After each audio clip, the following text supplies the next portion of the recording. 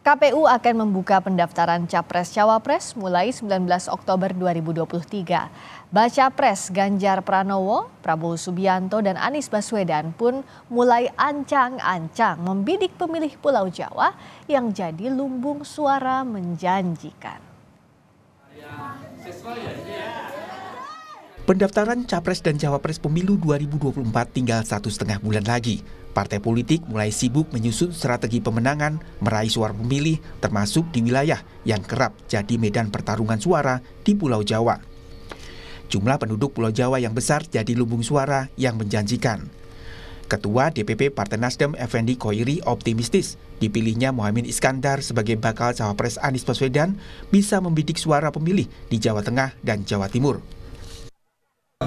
Penduduk terbesar yang kemudian menganut NU adalah Jawa Barat, Jawa Tengah, Jawa Timur. Anies dalam konteks pilpres ini ada kelemahan di Jawa Tengah dan Jawa Timur. Dengan figur Caimin maka yang kemarin tidak tertembus oleh Anies akan tertembus. Saya mulai kemarin jalan. Sementara Partai Gerindra tetap yakin bisa memenangi suara pemilih di Jawa Timur untuk memenangkan baca pres Prabowo Subianto di Jawa Timur, meski PKB tidak lagi jadi bagian parpol koalisi.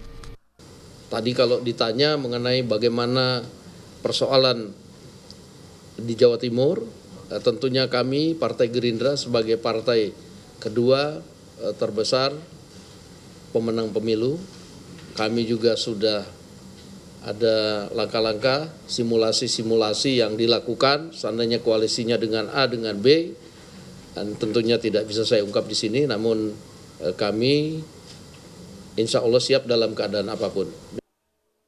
Sedangkan PDI Perjuangan menjaga Jawa Tengah sebagai lumbung suara bagi baca pres Ganjar Pranowo.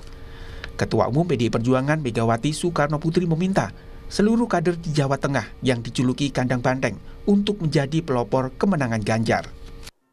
Melalui konsolidasi yang dihadiri oleh 3 pilar partai ini, Jawa Tengah sebagai kandang banteng dan Jawa Tengah sebagai basis utama barisan Soekarnois, saya harapkan benar-benar menjadi pelopor dalam seluruh gerak kemenangan partai.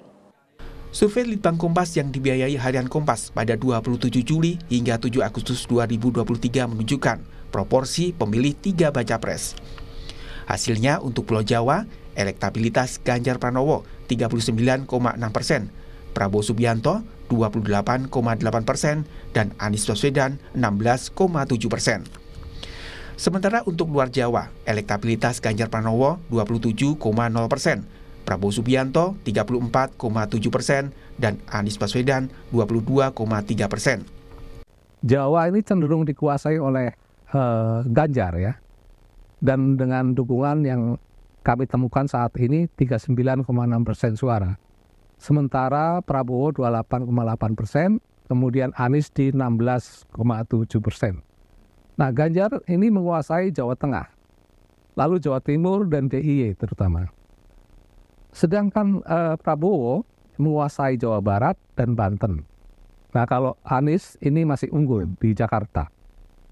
Nah, kalau kita lihat di luar Jawa, ini memang cenderung dikuasai oleh Prabowo dengan persentase 34,7%, sementara Ganjar 27% dan Anies sekitar 22,3%.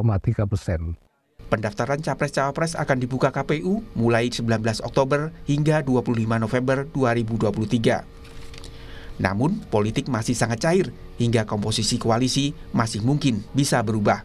Tim Liputan, Kompas TV.